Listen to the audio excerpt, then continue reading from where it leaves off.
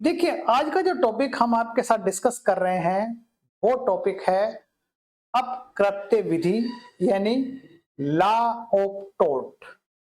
आज law of tort या अपकृत्य विधि पर ही सारे क्वेश्चन एमसीक्यू आधारित हैं। जो है अब देखिए, इसके अंतर्गत देखिए सबसे पहला क्वेश्चन है, देखिए आपका यानी कि यह है अपकृत्य है एक, यानी अपकृत्य बताना, अपकृत्य है एक, ए दीवानी दोष, बी आपराधिक दोष, सी दीवानी और अपराध दोनों दोष, डी अक्षम्य कार्य। अब देखिए मतलब है अपकृत्य या टोट है क्या, एक मतलब देखिए ये एक दीवानी दोष है, आंसर बनेगा ए, यानी अपकृत्य एक दीवानी दोष है। अब देखिए दो प्रकार के दोष होते हैं, दंडिक एवं दीवानी या सिविल। अपकृत्य एक सिविल दोष है। सिविल अपकार की मूल प्रकृति आपराधिक अपकार से भिन्न है, यानी कि यह सिविल अपकार के मामले में पक्षकार जो है अर्थात वादी अपकारकर्ता या प्रतिवादी के विरुद्ध दीवानी कार्रवाई संस्थित करता है। ऐसे मामले में मुख्य उपचार अक्षतिपूर्ति है। प्रतिवादी उस अक्षति के लिए बाध्य है जो प्रतिवादी द्वारा कारित हुई है। दूसरी तरफ आपराधिक अपकार के मामले में राज्य कार्रवाई संस्थित करता है और अक्षतिपूर्ति की बजाय अपकारकर्ता को दंड देकर न्याय का प्रशासन चलाया जाता है। तो देखिए आंसर बना इसमें ए। नेक्स्ट, प्रतिनिधिक दायित्व के अंतर्गत ए एक सेवक अपने मालिक के प्रति दायी होता है, एक मालिक अपने सेवक के प्रति दायी होता है, एक मालिक द्वारा किए गए अपकृत्य के लिए सेवक अपकृत्य से पीड़ित व्यक्ति के प्रति सदैव दायी होता है, एक मालिक अपने सेवक द्वारा नियोजन के अनुक्रम में किए गए अपकृत्य से पीड़ित व्यक्ति के प्रति दायी होता है। देखिए आंसर बना इसमें डी, यानी कि जो है प्रतिनिधिक दायित्व के अंतर्गत एक मालिक अपने सेवक द्वारा नियोजन के अनुक्रम में किए गए अपकृत्य से पीड़ित व्यक्ति के प्रति दायी होता है। तो आंसर बना इसमें डी। अब देखिए मतलब जो है सामान्यतः देखिए जो है कोई भी व्यक्ति स्वयं अपने द्वारा किए गए दोषपूर्ण कृत्य के लिए उत्तरदायी होता है और दूसरे के द्वारा किए गए कृत्य के लिए उसका कोई दायित्व नहीं होता है। किंतु कुछ मामले ऐसे हैं जिनमें एक व्यक्ति किसी अन्य व्यक्ति द्वारा किए गए कार्य के लिए उत्तरदायी होता है। ऐसे दायित्व को प्रतिनिधिक दायित्व कहते हैं। मतलब समझिए जो है दूसरों के द्वारा किए गए कार्य के लिए जो उत्तरदायी होता है उसे ऐसे दायित्व को प्रतिनिधि दायित्व कहते हैं। एक मालिक अपने सेवक के कृत्यों के लिए दायी होता है, लेकिन केवल तब ही जब वह कृत्य सेवक द्वारा नियोजन के अनुक्रम में किए गए हो। तो आंसर बना इसका डी। नेक्स्ट, अब इसमें मिलान करना आपका, देखिए मैंने शुरू से कहा आपको जो है जब मिलान करते हैं तब इनमें जो है ए बी सी डी लिख लेते हैं, ए बी सी और डी। अब देखिए इसमें जो है इसको मिलान करना है। देखिए आप जो है समित बनाम बेकर, ये बनेगा देखिए स्वेच्छा से ही की गई हानि का दावा योग्य नहीं होती है, यानी ए का 4, ये 4 हो जाता है। उसके बाद चेसमोर बनाम रिचर्ड्स, ये बन जाता है देखिए बिना अक्षति के हानि, ये बन जाता है 3, इसका 3 से जाता है, बी का 3।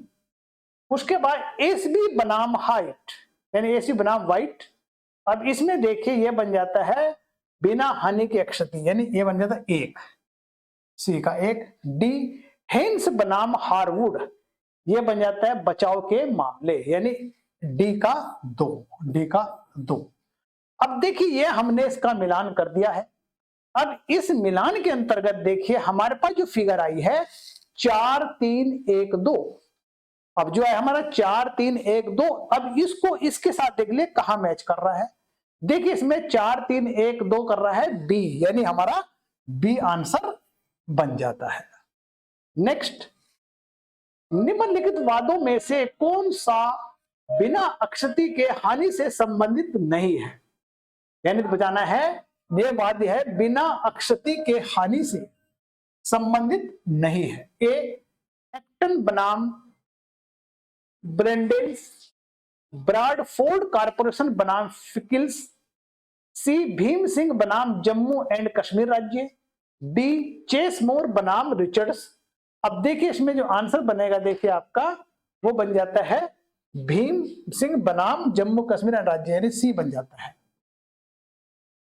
अब देखिए अगर मान लो भीम सिंह बनाम जम्मू एंड कश्मीर राज्य वाद में जो है बिना, यानी वाद जो है बिना हानि के अक्षति से संबंधित है, यानी बिना हानि के अक्षति से संबंधित है, जबकि अन्य वाद बिना अक्षति के हानि से संबंधित है।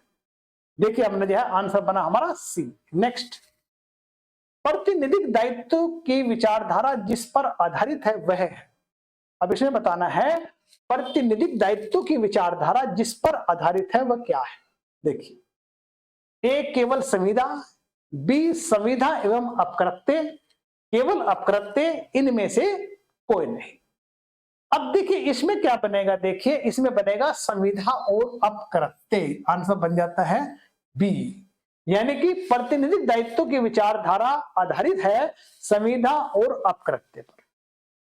अब देखिए अगर हम बात करते, देखिए प्रतिनिधिक दायित्व का सिद्धांत दो लैटिन सूत्रों पर आधारित है।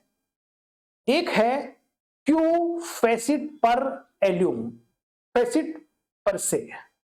दूसरी बात देखिए रेस्पोंडेंट सुपीरियर, अर्थात मतलब समझिए जो दूसरे के द्वारा कृत्य करता है वह स्वयं ही कृत्य करता है।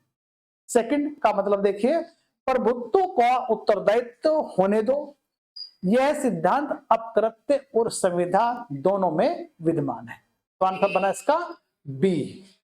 नेक्स्ट, स्टेनली बनाम पावेल का वाद में अब संभावित दुर्घटना का बचाव नहीं माना गया था, देवीकृत का बचाव माना गया है, और संभावित दुर्घटना का बचाव माना गया है, आवश्यकता के कार्य का बचाव लिया गया था।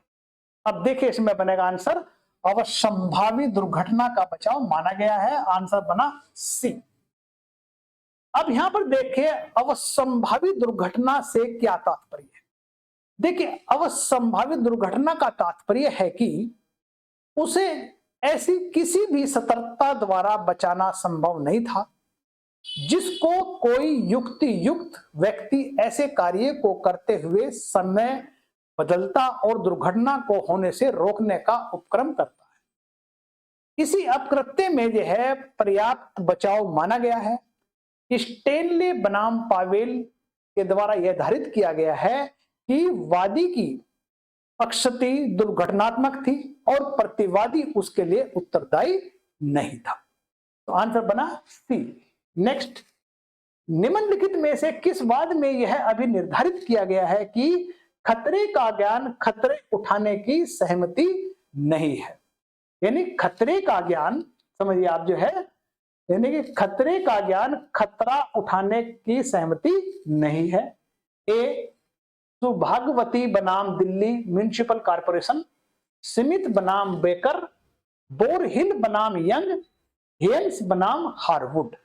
देखिए आंसर बनेगा इसमें बी, यानी स्मिथ बनाम बोरकर, आंसर बन जाता है बी।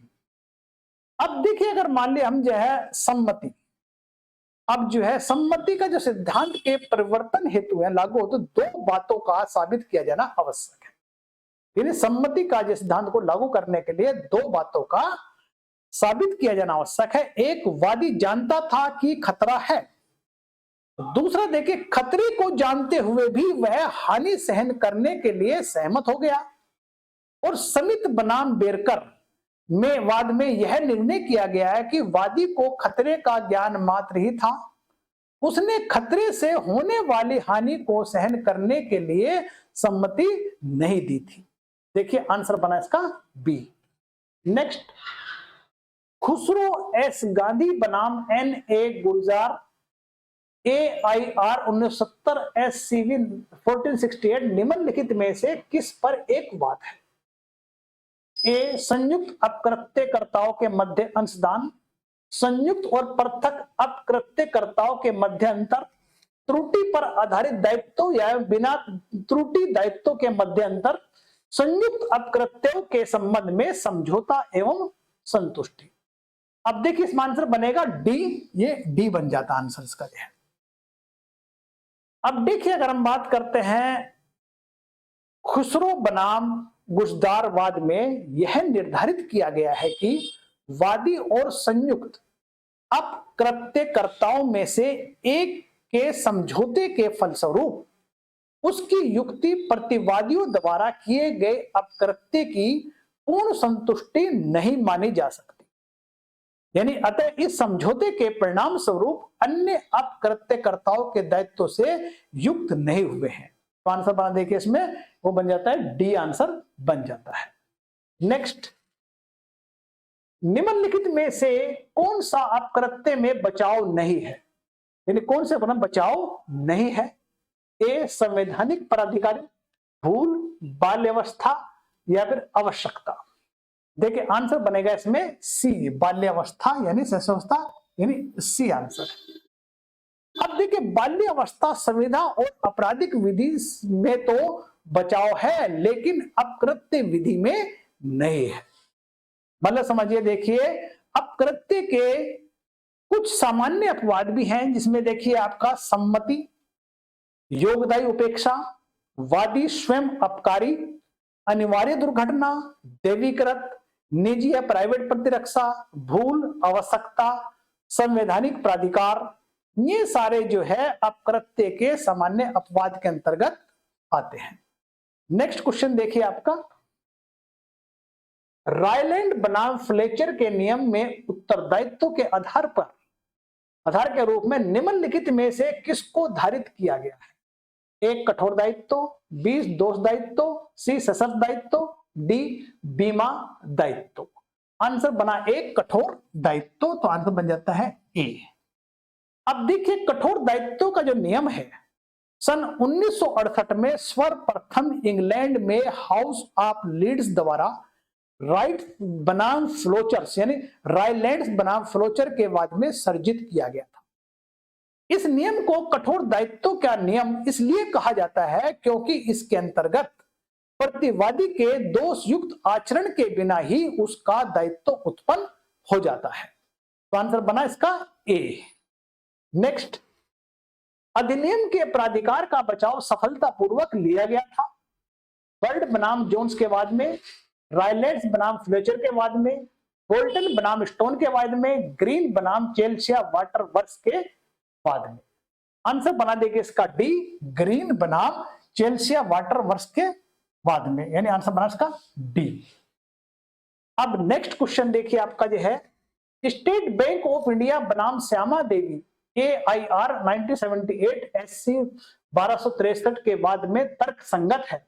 कठोर दायित्व में, प्रतिनिधिक दायित्व में, अक्षति पूर्ति की दूरता में, सामान्य नियोजन में। देखिए अब इसका आंसर बनेगा डी, सामान्य नियोजन। आंसर बन जाता है डी। अब देखिए इस वाद में उच्चतम न्यायालय ने यह धारित किया था कि सेवक ने नियोजन के अनुक्रम से बाहर कार्य किया था और प्रतिवादी बैंक को उस सेवक द्वारा किए गए कपटपूर्ण कार्य के लिए उत्तरदायी नहीं बनाया जा सकता है। तो आंसर बना इसका डी। नेक्स्ट, अपकृत्य के सामान्यतः जो भी अक्षति पूर्ति पीड़ित व्यक्ति को दिलाई जाती है वह होती है परिनिर्धारित, अपरिनिर्धारित, दांडिक प्रकृति की, दांडिक और परिनिर्धारित दोनों की है। देखिए आंसर बनेगा इसमें बी, अपनिर्धारित यानी कि अपरिनिर्धारित, यानी आंसर बना इसका बी। अब देखिए मतलब जो है अगर हम बात करते हैं अपकृत्य में सामान्यतः जो अक्षति पूर्ति पीड़ित व्यक्ति को दिलवाई जाती है वह अपरिनिर्धारित होती है, जबकि संविधा में यह सामान्यतः परिनिर्धारित होती है। ध्यान दीजिए इस बात को, जो है अपकृत्य में सामान्यतः जो अक्षति पूर्ति पीड़ित व्यक्ति को दिलाई जाती है वह अपरिनिर्धारित होती है, जबकि संविदा में यह परिनिर्धारित होती है। अपकृत्य विधि में विभिन्न परिभाषाओं से यह स्पष्ट हो जाता है कि अपकृत्य में अपरिनिर्धारित अक्षति पूर्ति होती है। नेक्स्ट क्वेश्चन देखिए, अपकृत्य विधि में निम्नलिखित में से कौन सा वाद प्राइवेट प्रतिरक्षा के आधार पर बचाव से संबंधित है? ए बर्ड बनाम हालब्रुक, कलावती बनाम हिमाचल प्रदेश राज्य, वार्डन बलार हाईकोर्ट, एसबी बनाम व्हाइट। तो आंसर बनेगा इसका ए, इसका ए आंसर बन जाता है। देखिए नेक्स्ट क्वेश्चन हम बात करते हैं। देखिए अपकृत्य विधि द्वारा निर्धारित कर्तव्य का उल्लंघन है, यानी अपकृत्य विधि द्वारा निर्धारित कर्तव्य का उल्लंघन है जिसमें अक्षति होती है और जिसके विरुद्ध उपचार की विधि द्वारा प्रावधान किया जाता है। यह कथन है ए सामंत, बी ऑस्टिन, सी पॉलक, डी विनफील्ड। आंसर बनेगा इसका सी, यानी पॉलक, यानी आंसर बना इसका सी। अब देखिए पॉलक ने अपकृत्य विधि को कॉन्फाइड करने का प्रयास किया, कहा है कि अपकृत्य विधि द्वारा निर्धारित कर्तव्य का उल्लंघन है जिसमें अक्षति होती है और जिसके विरुद्ध उपचार का विधि द्वारा प्रावधान किया जाता है। नेक्स्ट क्वेश्चन, पूर्ण दायित्व के सिद्धांत को औद्योगिक अक्षतिय तक विस्तृत किया गया है न्यायमूर्ति ब्लैक यानी ब्लैकबर्न द्वारा, न्यायमूर्ति वी आर कृष्ण अय्यर द्वारा, न्यायमूर्ति पी एन भागवती द्वारा, डी लॉर्ड एटकिन द्वारा। देखिए आंसर बनेगा इसमें न्यायमूर्ति पी एन भगवती द्वारा। आंसर बना इसका सी। नेक्स्ट क्वेश्चन देखिए, निम्नलिखित में से कौन सा कथन सही है? अब इसमें सही बताना है आपको। देखिए ए दोष अपकृत्यात्मक दायित्व का एक आवश्यक तत्व है जब अक्षति पहुंचे। अपकृत्य के लिए विधिक दायित्व का निर्धारण करने हेतु दोष अप्रासंगिक है। कई मामलों में अपकृत्यात्मक दायित्व के लिए दोष एक तत्व है। अपकृत्यात्मक दायित्व के लिए दोष उसी स्थिति में एक तत्व होता है जो अक्षति पहुंचाने का आशय हो। अब देखिए आंसर बना इसका सी।